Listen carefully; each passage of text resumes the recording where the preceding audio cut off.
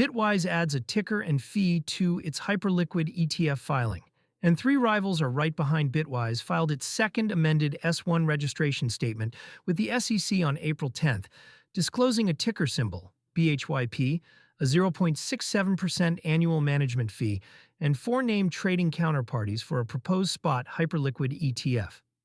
The fund would list on NYSE Arca and hold HYPE tokens directly, with Anchorage Digital handling custody. The filing is the most detailed yet in what has become a four-way race. Grayscale submitted its own HYPE ETF application, ticker GHYP, targeting NASDAQ, in March. 21 shares in VanEck have also filed. None have received SEC approval, but Bloomberg's senior ETF analyst noted that the level of specificity in Bitwise's latest amendment, particularly the ticker and fee disclosure, typically signals a launch is approaching. A perp DEX in an ETF wrapper Hyperliquid is not a blockchain in the traditional sense. It runs a custom L1 built specifically for order book trading, and its core product is a decentralized perpetual futures exchange. The platform handled over $200 billion in monthly trading volume as of March 2026 and generated $833 million in fees over the past year, making it the fifth largest fee generator in crypto, behind Tether, Tron, Circle, and Lido. That fee revenue is what separates this from the wave of speculative altcoin ETF filings. Hyperliquid has a working product with measurable cash flows. The protocol's total value locked sits above $168 billion, and its stablecoin, USDH, has reached a $5.3 billion market cap. HYPE itself is up 103% year-to-date, trading around $41.80 as of April 11, 2026.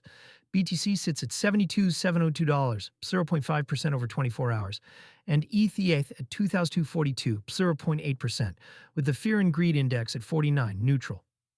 Who Bitwise picked to move the tokens? The amended S1 names FalconX, operating as Solios, Inky, Flowdesk, Nonco LLC, and Wintermute Trading LLC, as approved Hyperliquid trading counterparties. This is a more institutional roster than most altcoin ETF filings disclose at this stage. Anchorage Digital, a federally chartered crypto bank, will serve as custodian. Bitwise has used Anchorage for previous products, including its Bitcoin and Ethereum ETFs. The filing also references a staking component. Approximately 85% of staking rewards would be retained by the fund after fees. If approved, BHYP would be one of the first U.S. ETFs to offer built-in staking yield on an altcoin position, a structure the SEC has historically been cautious about. The competitive field Grayscale's GHYP filing last month was the first to target a HYPE ETF. 21 shares in VanEck followed. All four are competing for a market that barely existed a year ago.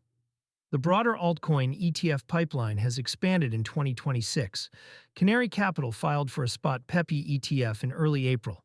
Solana, XRP, and Litecoin ETF applications are also pending.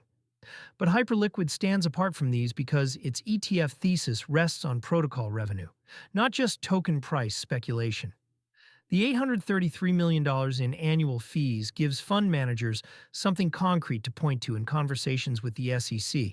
That does not guarantee approval.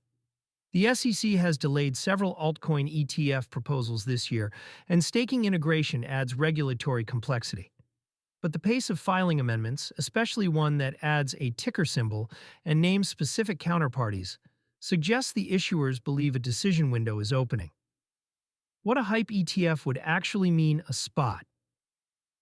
HYPE ETF would let traditional brokerage account holders gain exposure to Hyperliquid without touching a crypto exchange, a self-custody wallet, or a bridge.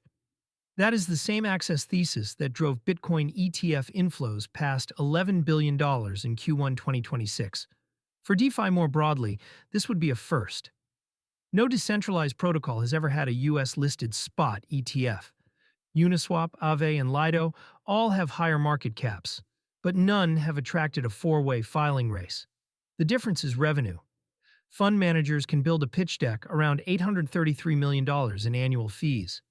They cannot build one around governance token emissions. Whether the SEC agrees is a separate question. The staking element. The relatively thin secondary market compared to BTC or ETH, and the novelty of wrapping a DeFi protocol in a 1940 Act structure all give the Commission reasons to take its time.